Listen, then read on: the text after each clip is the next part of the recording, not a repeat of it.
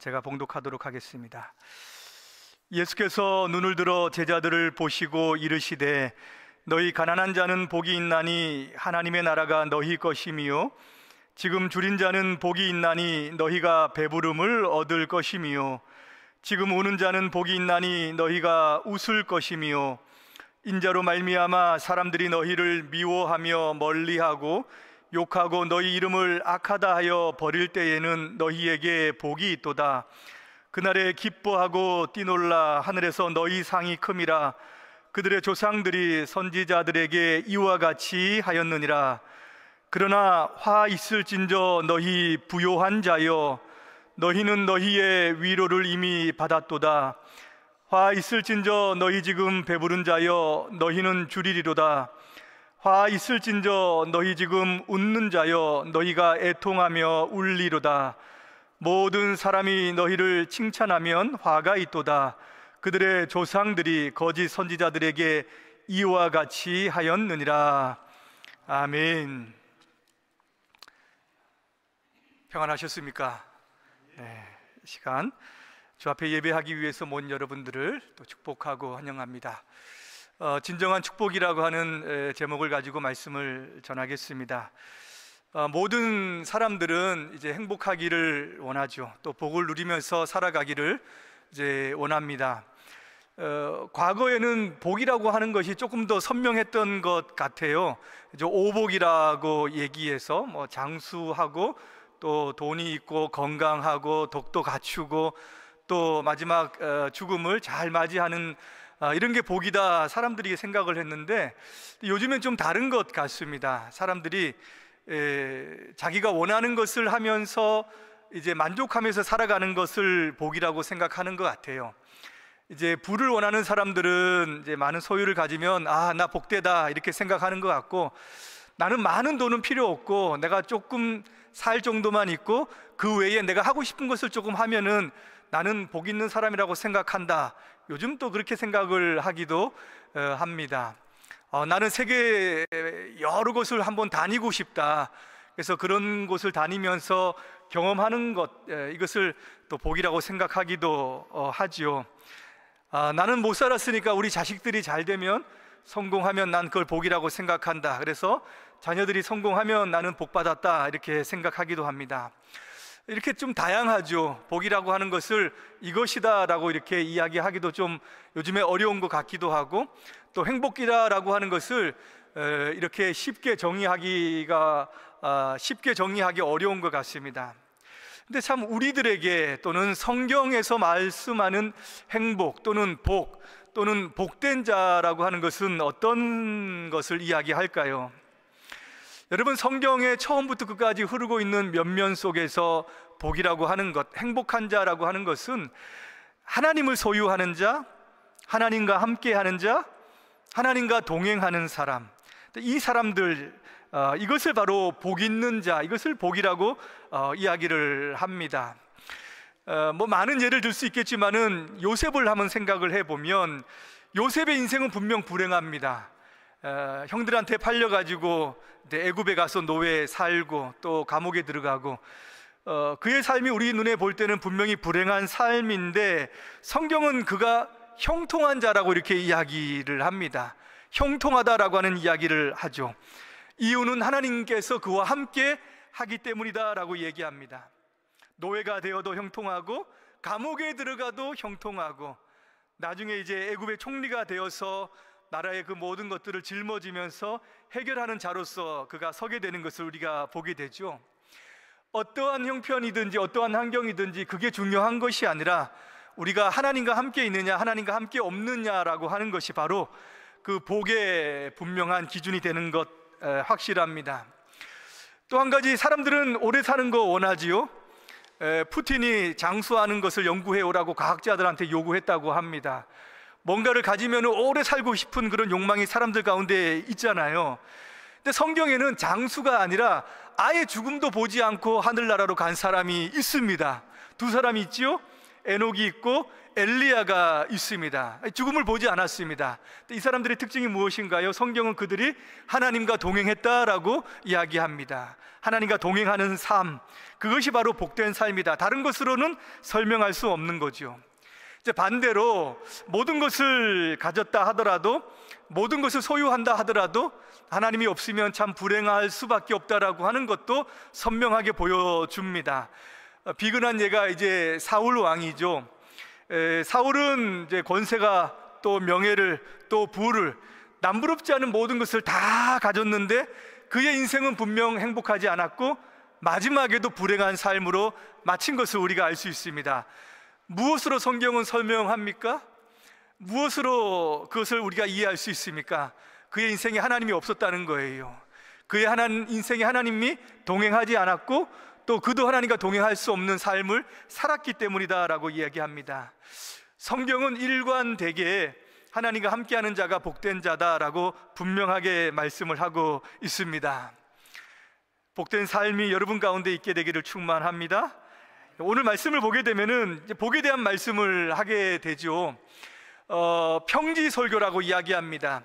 예수님께서 제자들을 택하시고 산에서 내려오셔가지고 자기에게 몰려드는 많은 사람들을 고치면서 거기에서 설교를 하셨다 해서 평지설교라고 이야기하고요, 마태복음 5장에서부터 7장까지는 산상설교라고 이야기하죠. 조금 비슷한 내용이기도 하지만은 다른 부분이 분명하게 있습니다. 제자들을 선택해서 하나님의 나라가 이루어지는 것을 보게 되면서 제자들이 어떻게 이 땅을 살아가야 되는가라고 하는 것을 말씀하시면서 가장 먼저 이야기하신 게 뭐냐면 복에 대한 것을 이야기를 하세요. 뭐가 이 세상에서 가장 복된 것이고 복된 자인 것을 말씀을 먼저 한다는 거죠. 네 가지에 대한 복을 이야기를 하시고 마태복음에는 없는 네 가지의 화에 대해서 예수님께서 말씀을 하고 있습니다. 근데 오늘 말씀을 보게 되면은 야, 이게 정말 복인가라고 하는, 상식적으로는 납득하지 못하겠는 그런 말씀이 있습니다. 가난한 자, 줄인 자, 우는 자, 미움받는 자, 이런 사람들이 복되다라고 말씀을 하고 있는 거예요. 사실 상식적으로 이해가지 않습니다. 행복보다는 불행에 가까운 것이 이런 자인데 주님께서는 이들을 행복한 자라, 복된 자라고 이렇게 말씀을 하고 있다는 거예요. 그 이유가 무엇입니까? 그 이유는 다른 것으로 설명할 수 없습니다. 그들에게 하나님의 나라가 임했기 때문이고, 하나님의 나라는 그들을 위한 것이고, 하나님이 그들과 함께 있기 때문에 그렇게 말씀을 할 수 있는 거예요. 하나님이 없으면 성립하지 않고요, 하나님의 나라를 소유하지 않으면 성립할 수 없는 그런 말씀이기도 합니다. 가난한 자가 왜 복이 있습니까, 여러분? 가난 그 자체가 복이 있습니까? 아니요. 저는 여러분들이 잘 살기를 원해요. 부자가 되기를 원합니다. 저의 진심입니다. 성경은 가난을 추천하지 않습니다. 그리고 가난은 개선해야 되는 것이고요, 우리는 어릴 때의 새마을 운동을 좋은 것으로 기억을 합니다. 게으름 때문에 그가 가난하다 칭찬받지 못하는 것이죠. 또 여러분, 가난한 사람들 다 좋은 사람 있는 거 아닙니다. 가난한 자들 중에서 그들을 도와주었는데 해를 끼치는 그런 사람들도 뉴스에 종종 보도가 되기도 하잖아요. 근데 여기서는 가난한 자가 복이 있다라고 말씀합니다. 여기 가난이라고 하는 것은 그저 부족한 상태를 이야기하는 것이 아니에요. 아무것도 없는 것, 남의 도움이 없이면 살아갈 수 없는 상태, 아주 절대적인 그런 가난을 이야기합니다. 이 가난을 마태복음에서는 심령이 가난한 자, 영적인 가난으로 이야기해요. 이것은 가난하였기 때문에 하나님을 찾는 자가 복된 자다라고 하는 그런 의미를 가지고 있습니다. 하나님 앞에서 자기의 영적인 상태가 파산이 되었다는 거예요. 자신의 인격이 좀 좋아지기를 원하는데 늘 부족한 것을 느낍니다. 하나님의 말씀이 우리 앞에 있지만은 그렇게 살아가지 못하는 내 자신이 너무나도 부끄러운 거예요. 그래서 하나님 앞에 나갈 때마다 나를 좀 불쌍히 여겨달라고, 하나님 나를 좀 도와주셨으면 좋겠다고, 내 인생을 하나님께서 긍휼히 여겨주셨으면 좋겠다라고 하는 마음으로 낮아지고 하나님 앞에 나아가는 사람이 복되다라고 이렇게 말씀을 하고 있는 겁니다. 하나님은 그런 자들을 사랑하세요. 그런 자들을 찾아주세요. 그런 자들을 가까이 하십니다. 그런 자들을 위해서 이 땅에 오셨다라고 말씀을 하고 있는 거예요. 반대로 부요한 자는 화가 있다라고 이야기하죠. 가난의 반대가 부이기 때문에 그런 자들에게 화가 있는 것은 아닙니다. 성경은 부 자체를 악하다 하지 않지요. 여러분, 부자 중에서 예의 바른 사람들 많고요, 인격이 훌륭한 사람들 굉장히 많습니다. 여유가 있고요, 다른 사람들에게 친절하게 대하는 사람들 굉장히 많아요. 이웃을 돕고 자기 부로 사회에 봉사하는 사람들 굉장히 많습니다. 적지 않아요. 성경에도 보면은 우리가 좋아하고 또 믿음의 신앙의 모범이 되는 사람들 전부 다 부자였던 사람들이 많습니다. 부를 떠나서 거부였던 사람들 많아요. 아브라함과 이삭과 야곱 전부 다 거부였습니다. 그 다음에 다윗과 솔로몬, 세상이 줄 수 없는 부를 누렸던 사람들이고요, 니고데모나 아리마대 요셉 같은 사람들도 예수님의 제자로 나중에 다 따랐던 그런 자들, 가난하지 않았습니다. 그런데 부요한 자가 여기에서 화가 있다라고 하는 것은 그 부가 하나님과 멀어지게 하기 때문입니다. 그래서 부가 여기서 화가 있다라고 얘기하는 거예요. 부를 소유하면 부 때문에 모든 것을 그것으로 다 해결하려고 합니다. 그래서 하나님이 없다라고, 하나님이 없어도 살 수 있겠다라고 하는 마음이 사실 그 마음 가운데 들어요. 돈이 많아지고 부가 많아지면은 자랑하고 싶어 합니다. 뽐내고 싶어 하고 어느샌가 마음에 교만한 마음이 들기도 한다는 거예요. 어느 정도 돈이 있으면 만족할 수 있어야 되는데 이 부라는 것은 늘 갈증을 주기 때문에 많이 소유해도 더 갖고 싶은 것, 그래서 남들이 볼 때는 부족한 거 없는 것 같은 그런 기업의 기업가들이 형제끼리 다투는 그런 일들이 일어난다는 거죠. 그것 때문에 다른 사람들에게 해를 주고 자기 인생도 망하는 그런 경우가 있기 때문에, 그래서 여기에서 이 부요한 자가 화가 있다라고 말씀을 하고 있는 것입니다. 근데 여러분, 부요한 자도 심령이 가난한 것을 경험을 해요. 그렇지 않는 것은 아닙니다. 그때에 하나님을 찾고 하나님을 의지하고 하나님의 도우심을 통하여서 살아가기를 원한다면 그것 또한 복된 자가 되는 것입니다. 얼마 전에 들었던 이야기인데, 한 지방에 있는 권사님이 날마다 교회에 나와서 철야로 기도하신다고 해요. 그래서 옆에 있는 분이 뭐가 그렇게 기도 제목이 많길래 이렇게 매일매일 나와서 하나님 앞에 기도하냐 물었더니 기도 제목이 딱 한 가지입니다. 뭐냐면 이 자식들이 망하는 거예요. 그거를 가지고 기도를 한다고 합니다. 이 자식들이 좀 망해야 되는데 5명의 자식이 있는데 다 잘 된다는 거예요. 이 엄마 권사님의 눈에 볼 때는 어떻습니까? 그것 때문에 지금 하나님과 멀어지고 예배와 멀어지고 교회와 멀어지고 신앙을 다 떨고 멀어지고 그렇게 살아가고 있는 거예요. 저게 없어야 된다라고 하는 것이 이 어머니의 마음이에요. 그래서 하나님이 앞에 그렇게 기도했다는 거죠. 그래서 얼마 뒤에 소식이 들렸답니다. 아들은 아니고 사위가 망했대요. 사위가 망했다는 거예요. 딸이 이제 거지가 돼서. 그걸 듣고 이 권사님이, 이 어머니가 좋아서 기뻐했다는 그런 이야기를 들은 적이 있습니다. 이 어머니의 마음은 뭐예요? 참된 복을 아는 거잖아요. 저렇게 살아가면 안 된다는 거잖아요. 참된 복을 누리고 헛된 것을 쫓아가는 것을 알기 때문에 그렇게 기도할 수 있었던 겁니다. 여러분, 세상에서는 다른 것 없어요. 하나님과 가까이 하는 것, 하나님의 소유를 하는 것, 하나님과 동행하는 삶이 그 마음 가운데 그렇게 해서 가난하게 된다면은 그 참으로 복된 자다라고 말씀을 하는 겁니다. 여러분, 줄인 자가 왜 복이 있습니까?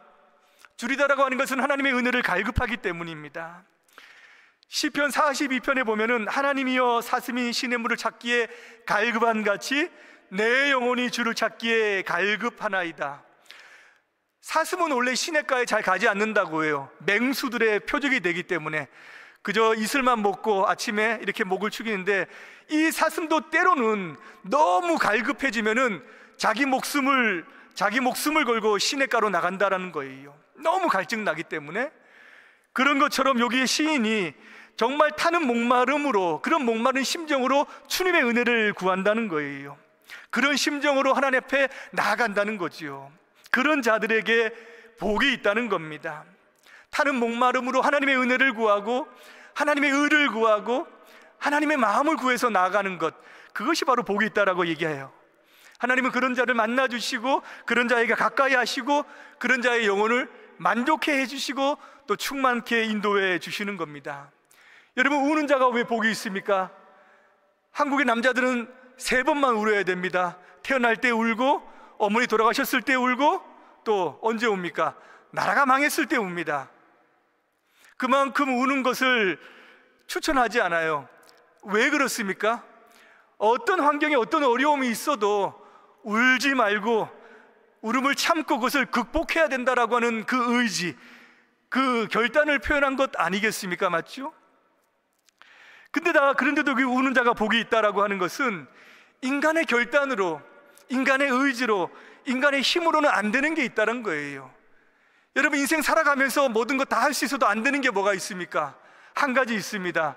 죄의 문제는 안 된다는 거예요. 죄 때문에 슬퍼할 수밖에 없는 겁니다.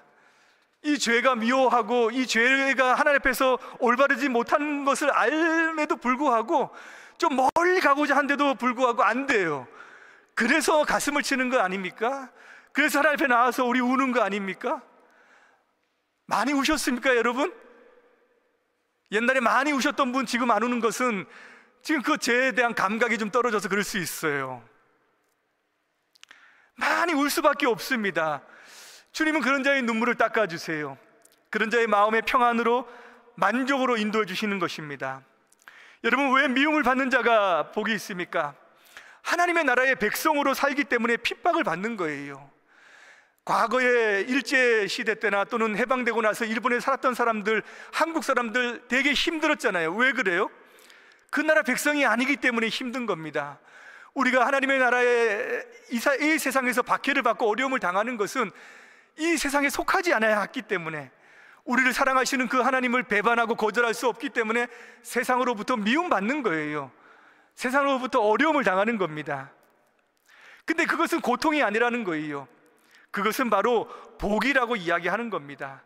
너희들이 바로 하나님 나라의 상속자라고 하는 증거다. 너희들이 예수님의 제자라고 하는 그 징표다. 그걸 가지고 애통해하지 말고 그렇게 어려워하지 말아라. 너희들이 그게 복이 있는 거다라고 주님께서 말씀을 하고 있는 것입니다.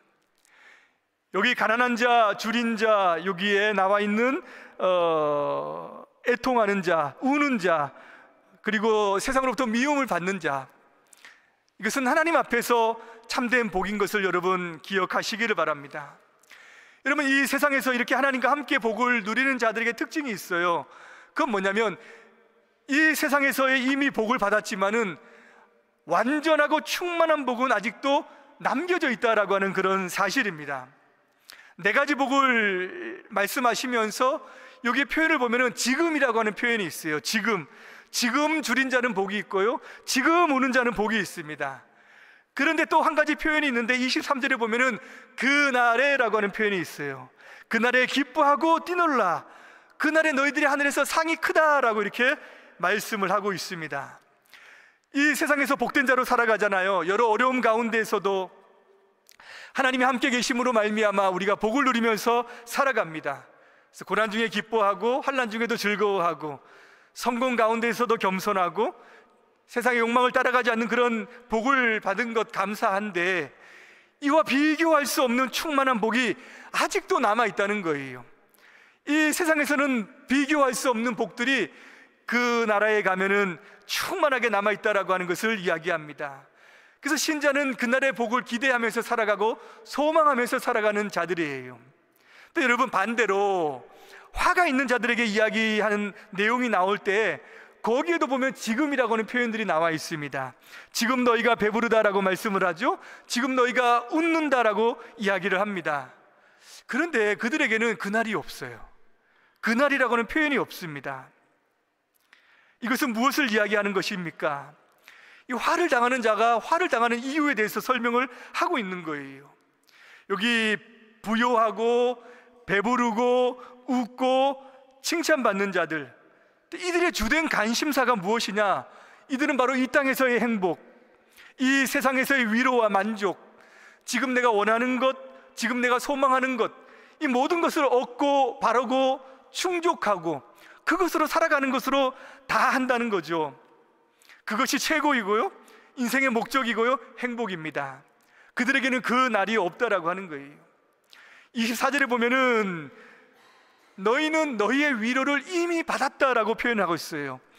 여기 이미 받았다라고 하는 이 표현은 과거에 지불이 끝났을 때에 쓰는 지불 계산서라고 하는 표현입니다. 이제 더 이상 줄 것이 없는 거예요. 다 받았습니다. 근데 여러분 26절에 보면은 칭찬받는 자에게도 화가 있다라고 이야기하죠. 이 세상에서 칭찬받는 것은 좋은 일 아닙니까?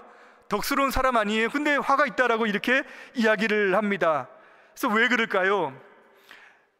여기 보면은 그들의 조상들이 거짓 선지자들에게 이와 같이 하였다라고 이렇게 말씀합니다.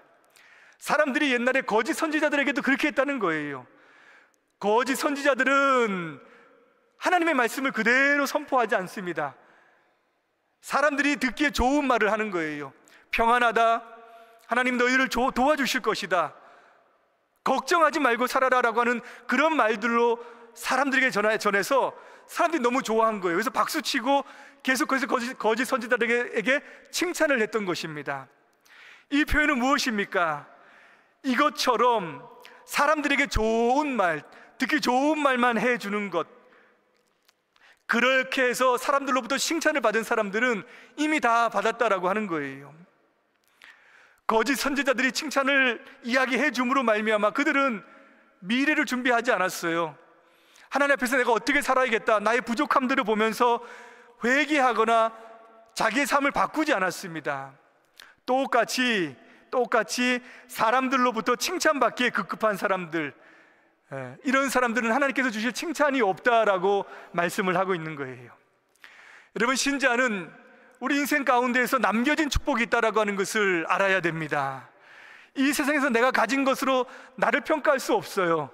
내가 소유하고 있는 것으로, 내가 지금 살아가고 있는 것으로 다 평가를 받는 그런 존재가 아니다라고 하는 겁니다. 그렇게 생각하면서 사는 사람들이 많은 것 같아요. 여러분, 부자와 거지 나사로의 비유 아시죠? 예수님께서 말씀하신 것, 이 부자는 자기 인생 가운데에 이런 날이 있을 것이다 라고 하는 것을 생각하지 못했다는 거예요. 살아갈 때 내가 여기서 좋으면은 영원토록 내 인생은 좋을 것이다 라고 생각했다는 거예요. 그래서 자기랑 똑같이 생각하고 있는 자기 동생들이 살고 있으니까 좀 거지 나사로를 좀 살려서 동생들에게 이 얘기를 좀 해달라고 부탁을 하는 겁니다. 자기 인생에 역전이 있다라고 하는 것을 꿈에도 몰랐던 거죠.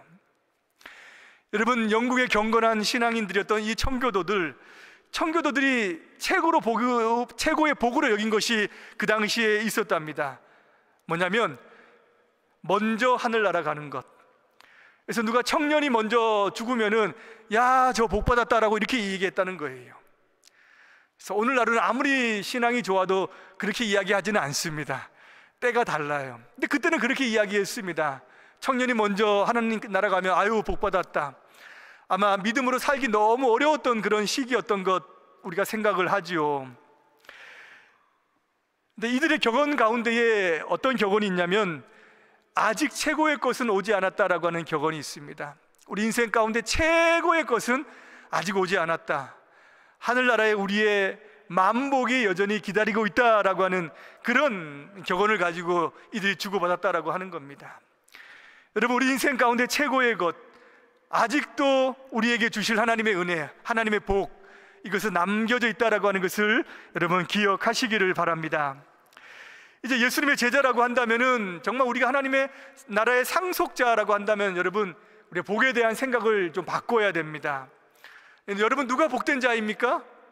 많이 가진 자들, 배부른 자들, 웃고 있는 사람들, 칭찬받는 사람들, 그런 사람들이 아니죠, 맞죠? 이 세상의 질서를 따라서 우리가 복에 대한 생각, 복된 자라고 하는 생각을 우리가 바꿀 수 있어야 됩니다. 가난해서 부자가 되고 배고픔에서 배부름으로 바뀌고 울다가 웃고 또 미움받다가 칭찬받는 것이 여러분 복된 것이 아니다라고 하는 거예요. 하나님의 나라를 얻는다고 해서 가난한 자가 반드시 부자가 되는 것은 아닙니다. 여러분, 성경의 역사 또 기독교의 역사를 보게 되면은 자발적으로 가난을 택해서 살아갔던 사람들도 있어요. 성 프란체스코 같은 중세 시대의 사람들, 나는 가난이라고 하는 여인과 결혼했다라고 생각을 하면서, 이들의 표본은 누구였냐면 예수님의 12 제자들이었습니다. 그 제자들 따라서 내가 살아가야겠다라고 생각했던 거예요. 한국의 슈바이처라고 불렸던 장기려 박사님, 바보 의사라고 불렸는데, 이 살았을 때 명성도 대단했는데 죽었을 때 그가 남긴 것은 아무것도 없었다라고요. 통장도 집안채도 재산도 아무것도 없이 이 땅에서 모든 삶을 마무리하셨던 것을 보게 됩니다. 여러분, 우리가 신자로 살아가지만 일평생 가난에서 벗어나지 못할 수도 있고요, 또 죽는 날까지 애통하면서 가슴 아파하면서 살아가는 사람들이 있을 수도 있습니다. 복을 받지 못해서 그런 것 아닙니다. 그리스도 안에 있다면 이미 충만한 복을 누리며 살아가고 있는 것이고, 이미 복된 자로 살아가고 있는 겁니다. 우리 인생의 어떠한 현실도 하나님 안에서 누리는 그 복된 자의 현실을 바꿀 수는 없는 것입니다. 그리스도 안에 있는 복 외에 참된 복도 다른 복은 여러분 없습니다. 그 복에 대한 생각을 먼저 가지고 이 세상을 살아가며 이 세상을 평가하며 또 내 자신의 인생과 내 영혼을 평가하며 살아갈 수 있어야 될 줄로 믿습니다. 내 자신이 하나님 나라의 복된 자인가 다시 한번 점검해 보시고, 진정한 복을 받은 자로서 하나님을 찬양하며 또 감사하며 살아가시는 여러분 되시기를 주님의 이름으로 축복합니다. 하나님 아버지, 예수님께서 부요한 자로서 이 땅에 가난하게 되셨고, 영혼의 가난함과 주림과 목마름으로 살아가는 우리 모든 인생들을 구원하시기 위해서 그 길을 선택하신 것을 우리가 기억합니다. 하나님 나라를 소유한 자들로서 이 땅에 가난하고 주리고 때로는 울고 때로는 세상의 미움을 받는다 하더라도 주님 안에 하나님 나라를 소유한 자들로서의 복된 자임을 기억하며 이 땅을 살아갈 수 있도록 하나님 인도하여 주옵소서. 늘 주님과 교통하며 그 복된 현실을 이 세상 가운데 살아가며 누리고 남아있는 천국의 소망을 다시 한번 소망하며 살아가는 우리 모두가 되어줄 수 있도록 하나님 인도하여 주시옵소서. 예수님의 이름으로 기도드리옵나이다. 아멘.